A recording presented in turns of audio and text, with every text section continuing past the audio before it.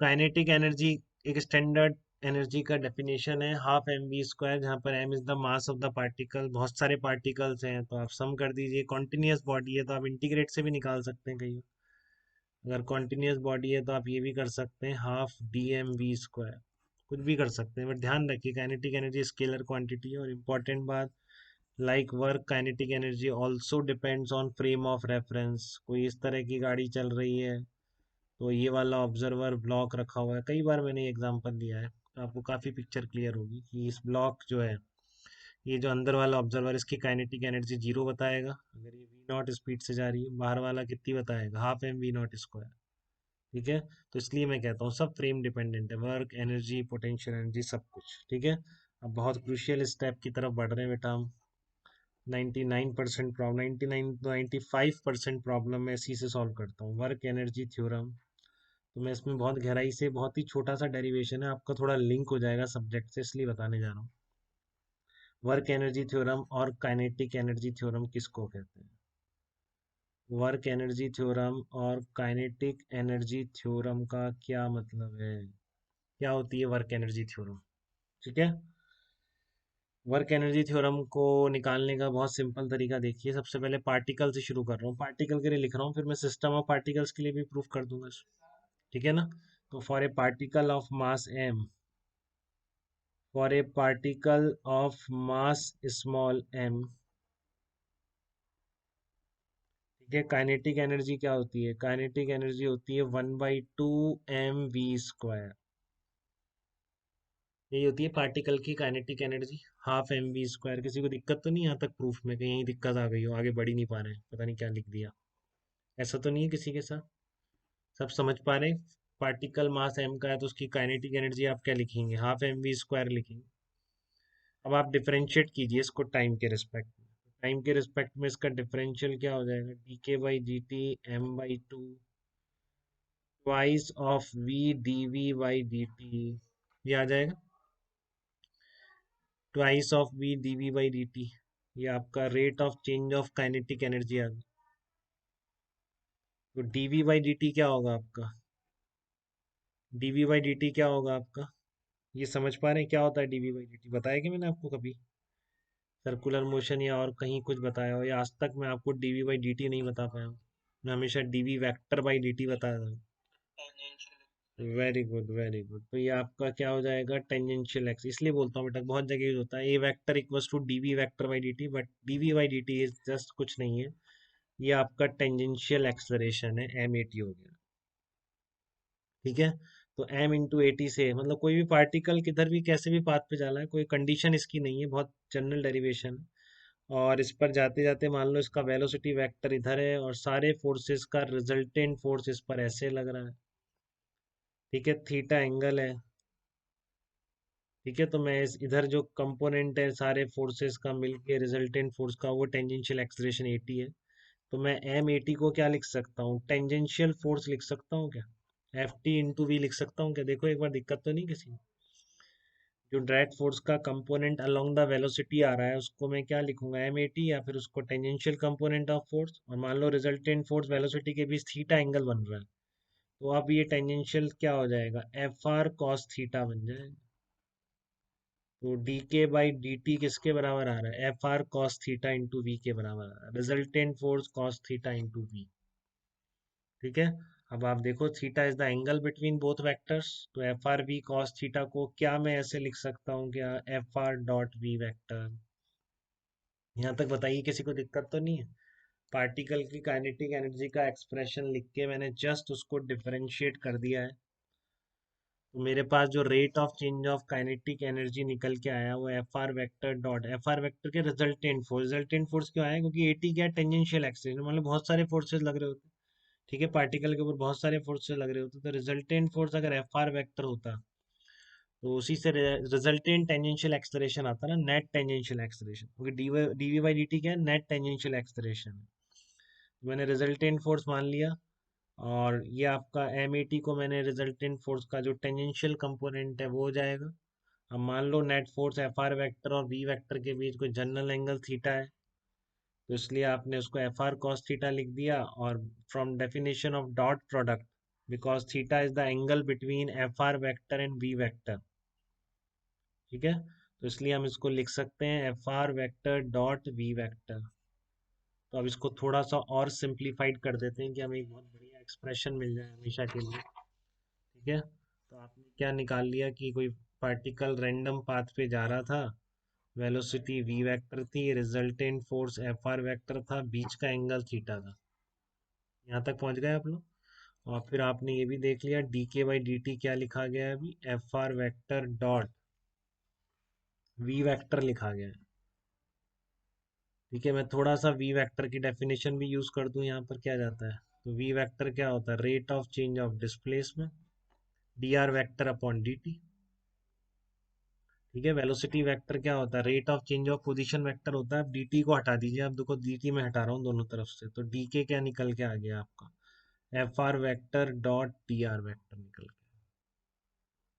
Change in kinetic energy क्या निकल के आया, F R vector dot D R vector निकल के आ गया। ठीक है, तो इसका अगर मैं इंटीग्रेट कर दूं, इसका इस फंक्शंस का दोनों, तो क्या आ जाएगा, इंटीग्रेशन डी के F R vector dot D R vector. तो पार्टिकल पर एफ आर वेक्टर का मतलब है रिजल्टेंट, मैंने प्रूफ किया था बेटा, रिजल्टेंट फोर्स का वर्क लिखो या सारे वर्क इंडिविजुअली निकाल के ऐड कर दो, सेम होता है।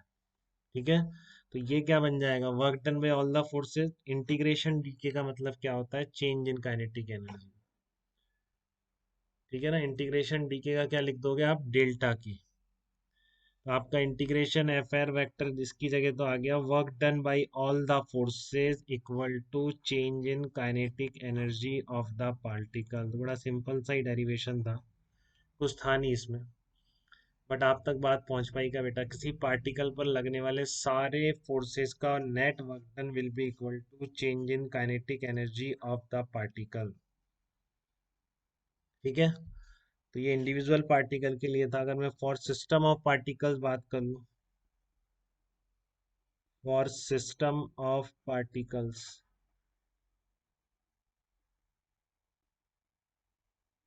तो सिस्टम ऑफ पार्टिकल्स में आप क्या बोल सकते हैं, क्या उसके लिए भी वैलिड है क्या ये? कोई दिक्कत नहीं है, आप लिख लो इसको, मान लो 1 2 3 4 इंडिविजुअल पार्टी एन पार्टिकल से मिलकर कोई सिस्टम बना हुआ है, इंडिविजुअल पार्टिकल के लिए वैलिड है। ठीक है ना, इंडिविजुअल पार्टिकल के लिए वैलिड है। तो क्या आ जाएगा, पहले पर एक्सटर्नल फोर्स का वर्क डन प्लस पहले पर दूसरे के कारण, पहले पर nth पार्टिकल के कारण इक्वल टू डेल्टा के वन पहले का, दूसरे पर लिख दो दूसरे का एक्सटर्नल के कारण प्लस दूसरे पर पहले के कारण दूसरे पर तीसरे के कारण equals to delta K two. Second particle, हर पार्टिकल के लिए लगा रहा हूँ। तो ऐसे एन पार्टिकल का सिस्टम है तो एन पार्टिकल के कारण इक्वल्स टू डेल्टा के। तो ऐड कर दोगे तो क्या आ जाएगा, सारे एक्सटर्नल फोर्सेस का आ जाएगा, और ये क्या आ जाएगा, ये सब में डी आर वैक्टर आएगा, डी आर वन वैक्टर, और इस पर सारे पर डी आर टू वैक्टर, इस तरीके से आएगा, इस पर पूरे पर डी आर एन वैक्टर। वो वर्क लिख रहा हूँ ना, वर्क डन, हर पार्टिकल फॉलो कर रहा है, work done by all the forces equal to delta K. तो आप ऐड कर दोगे तो केवल फोर्सेज नहीं है बेटा ये। ठीक है ना, ये फोर्सेज नहीं है, केवल क्या है, वर्क है, तो इसलिए अब इनका जीरो होना जरूरी नहीं है। ये सारे इंटरनल फोर्सेज का वर्क डन अभी प्रूफ भी कर लेंगे या रोटेशन में कर लेंगे, या हो सकता है यहाँ भी करें। इंटरनल फोर्सेज का वर्क डन केवल रिजिड बॉडी में जीरो होता है, वो भी प्रूफ भी कर सकता हूँ। ठीक है, बट अभी यहाँ पर देखें D R one D R two, तो इसमें इंटरनल फोर्सेज वाला वर्क डन जीरो नहीं है। ठीक है ना, तो आपका इधर क्या आ जाएगा, एक्सटर्नल का वर्क डन प्लस जो भी इंटरनल फोर्सेज हैं उनका वर्क डन। एक्सटर्नल इंटरनल आ गया किसके बराबर, total kinetic energy change of the particle. तो इसको एक साथ ही लिख दो ना, सारे फोर्सेज का work done, internal plus external सब आते हैं इसमें, वो सब मिलके किसके बराबर होते हैं, सिस्टम की काइनेटिक एनर्जी चेंज के बराबर होंगे, चाहे से पार्टिकल हो या सिस्टम ऑफ पार्टिकल हो, कैसा भी सिस्टम हो, कोई एक्सेप्शन नहीं, हमेशा work done by all the forces will be equal to change in kinetic energy of the system। System में भी सिंगल पार्टिकल, सिस्टम में भी बहुत सारे पार्टिकल, कुछ भी हो। ठीक है, तो ये है बेटा काइनेटिक एनर्जी के सिंपल डिफरेंशिएशन से पार्टिकल के लिए। मैं दुनिया के किसी भी, इसमें कोई रेस्ट्रिक्शन नहीं है बेटा, कौन सा सिस्टम लोगे, एक्सलरेशन सेम हो ना हो कोई फर्क नहीं पड़ता, मैंने कोई इसमें कंडीशन नहीं ली है इस डेरिवेशन में। ठीक है, अब आपका एग्जाम्पल देख लो, सकता है कि इंटरनल फोर्सेस का वर्क इंक्लूड है कि नहीं ऑल द फोर्सेस में। ठीक है, तो इसका बहुत सिंपल सा एग्जांपल है, इंटरनल फोर्सेस का वर्क है या नहीं इसको बताने का। कोई बड़ी बात नहीं है उसमें। मान लो दो पार्टिकल्स हैं आपके, दो चार्ज पार्टिकल मान लो Q1 Q2, एक को आप प्लस मान लो, एक को माइनस मान लो, रिलीज कर दोगे, दोनों तरफ भागेंगे कि नहीं भागेंगे एक दूसरे की तरफ? तो क्या होगा, इनके पास काइनेटिक एनर्जी बढ़ेगी। आपने तो जीरो वेलोसिटी से रिलीज किया था, कोई एक्सटर्नल फोर्स तो है नहीं, तो इसका मतलब काइनेटिक एनर्जी चेंज कहाँ से आ रहा है, वो इंटरनल फोर्सेस से आ रहा है। ठीक है ना, अगर एक्सटर्नल इन पे जीरो हो जाएगा तो इंटरनल फोर्सेस की वजह से ही तो आ रहा है। तो इसलिए मैं कहता हूँ कि आप हमेशा ध्यान रखें कि work done by all the forces equal to delta की जो ये एक्सप्रेशन है सिस्टम पर, किसी भी सिस्टम पर, includes work done by all the external as well as internal, includes work done by all external plus internal forces। ठीक है ना, तो इसमें आपको ये ध्यान रखने की बहुत जरूरत है कि एक्सटर्नल और इंटरनल सबका वर्क इंक्लूड करता है। बस यहाँ पर एक नोट लगा के देख सकते हैं कि रिजिड बॉडी केस में क्या हो जाएगा। फॉर रिजिड बॉडी का मतलब होता है कि डिस्प्लेसमेंट हर पार्टिकल का सेम है। और रिजिड बॉडी मतलब जैसे मान लीजिए ब्लॉक है, आपने कोई फोर्स लगाया तो किसके मॉलिक्यूल्स के बीच इंटरनल फोर्सेस का वर्क भी लोगे क्या? ठीक है ना, इसकी काइनेटिक एनर्जी चेंज निकालने में। तो मैं वो प्रूफ कर सकता हूँ कि जो work done by internal forces है वो जीरो होगा in case of rigid body. Work done by all internal forces, sum of work done by all internal forces in a rigid body system will be zero। In a rigid body system will be zero, कि सारे जो internal forces का work done का सम है rigid body में zero हो जाता है। क्यों? उसमें डिस्प्लेसमेंट हर पार्टिकल का सेम होता है, पहले पार्टिकल पर दूसरे के कारण dot D R vector, displacement हर पार्टिकल का सेम।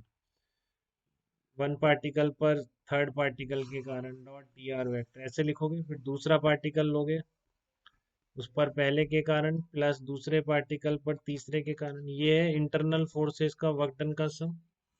अब देखो ये हमेशा रहेगा ना बेटा, F12 equal to minus F2 vector, या इन दोनों का सम हमेशा जीरो रहेगा। F12 vector plus F21 vector, ये हमेशा क्या होता है, जीरो। तो ऐसे पेयर्स बन जाएंगे हमेशा, इंटरनल प्लेयर जो एक्सट्रा इंटरनल फोर्सेस होते हैं इक्वल एंड अपोजिट होते हैं, तो सारे वर्क डन क्या होंगे, कैंसिल आउट हो गए। इसलिए जैसे इस ब्लॉक की बात करोगे तो आप फिर इस रिजिड बॉडी में इसके पार्टिकल्स के बीच का इंटरनल फोर्सेज आप हटा सकते हो, केवल हम बोलेंगे वर्क डन में ऑल द फोर्सेज में केवल एक्सटर्नल का लिख देंगे। ठीक है ना, बट ध्यान रखेंगे सिस्टम किसी को लेने में इस काइनेटिक एनर्जी थ्योरम में सारा एक्सटर्नल का और सारा इंटरनल का वर्क आ जाता है, बट इस तरह के ब्लॉक ब्लॉक लेने में हम इनका मॉलिक्यूल्स का इंटरनल फोर्स क्यों नहीं लेते हैं? क्योंकि वो अगर रिजिड बॉडी है तो वो इंटरनल फोर्सेस का वर्क डन हमेशा जीरो आ जाएगा। जीरो आ जाता है, ऐसा नहीं कि इसमें इंक्लूडेड नहीं, इसमें सम करोगे ऑल एक्सटर्नल और इंटरनल तो इंटरनल का वो जीरो आ जाएगा, इसलिए वो हट जाता है। उस पर हम फटाफट अप्लाई कर देते हैं, force into displacement equal to change in kinetic energy of this block.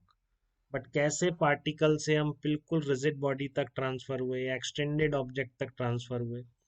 ठीक है, तो कोई दिक्कत नहीं, कैसा भी सिस्टम है आप वर्क डन में all the forces equal to delta K लगा दें।